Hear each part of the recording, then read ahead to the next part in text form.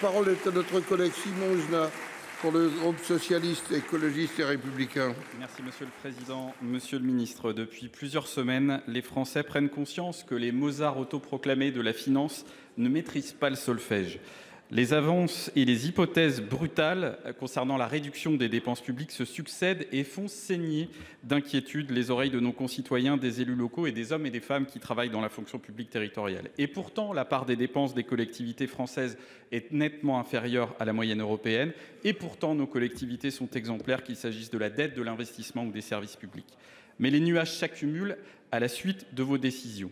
Tout d'abord, la quasi-disparition de l'autonomie financière et fiscale, la compression des dépenses de fonctionnement 0,5 points en dessous de l'inflation, les transferts de charges nettes, les transferts de compétences et de recettes qui ne sont que partiellement couverts, comme la CVAE, 800 millions de perdus pour les collectivités, les charges des normes, 2,5 milliards en 2022, fois 3 par rapport en 2019, le fonds vert en baisse, le programme de stabilité qui révise à la baisse la croissance de la fraction de TVA allouée aux collectivités territoriales, sans oublier l'augmentation des dépenses contraintes en lien avec les besoins sociaux qui augmentent chaque jour, comme l'alerte d'ailleurs l'UNCCAS.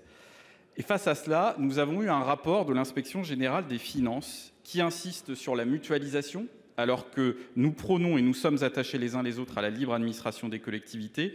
Un rapport qui préconise le télétravail, alors que nous défendons le lien humain, qui est absolument indispensable. Un rapport qui encourage les fermetures d'écoles, alors que nous défendons les services publics. Un rapport qui évoque la sobriété foncière, ignorant le coût de la densification et du renouvellement urbain. Donc, Monsieur le Ministre, la question est simple.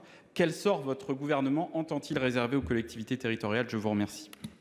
Pour vous répondre, la parole est au ministre délégué en charge des comptes publics, Monsieur Cazenave. Merci Monsieur le Président, Mesdames et Messieurs les sénateurs. Monsieur le sénateur, nous partageons beaucoup de choses entre l'État et les collectivités territoriales. Et nous partageons aussi les finances publiques. Et j'en veux pour preuve qu'à travers les crises que nous avons traversées, l'État a toujours soutenu les collectivités territoriales par des fonds exceptionnels, par le filet de sécurité, inflation, par le fonds vert que vous avez évoqué, qui n'existait pas avant le début de cette mandature. Donc on s'est toujours porté aux côtés des collectivités territoriales. Et là, qu'est-ce qu'on dit en responsabilité avec les collectivités territoriales?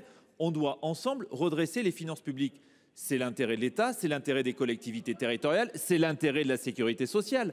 C'est un objet commun, les finances publiques. Et on ne leur dit pas baissez vos dépenses. On leur dit faites en sorte que vos dépenses de fonctionnement augmentent un peu moins vite que l'inflation. C'est ça l'accord qu'on doit trouver avec les collectivités territoriales. Et quand une partie de cet hémicycle nous demande de faire plus d'économies et au moment même où on dit aux collectivités essayons de ralentir la dépense, j'y vois là une petite contradiction. S'agissant de votre question, nous avons réuni avec Bruno Le Maire, Christophe Béchu, Dominique Faure, le Haut Conseil aux finances publiques locales. Voilà ce qu'on leur a partagé. Voilà la feuille de route, ce n'est pas des contrats de Cahors. Est-ce qu'on peut se mettre d'accord sur des économies que vous feriez, bonnes pour vous, bonnes pour nous?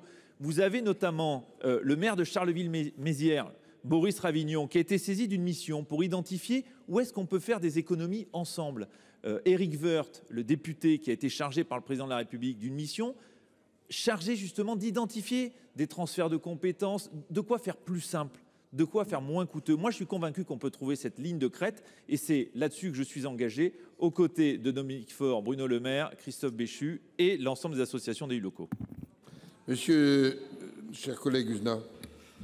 Monsieur le ministre, vous ne vous êtes pas positionné sur le rapport de l'inspection générale, donc on en déduit que vous en partagez les orientations. Nous, ce que nous disons et nous redisons à chaque séance, c'est que les élus locaux ont besoin de visibilité pour leurs finances, pour leur budget. C'est un impératif démocratique au plan local comme au plan national, que ça passe par un PLFR, un débat 50-1 proposé par notre président de groupe. Vous le devez aux Français, aller chercher des recettes, c'est possible, sur l'ISF climat, sur les super profits, sur la révision des niches, plein de leviers qui existent. Les élus locaux nous attendent. Conclure. Merci.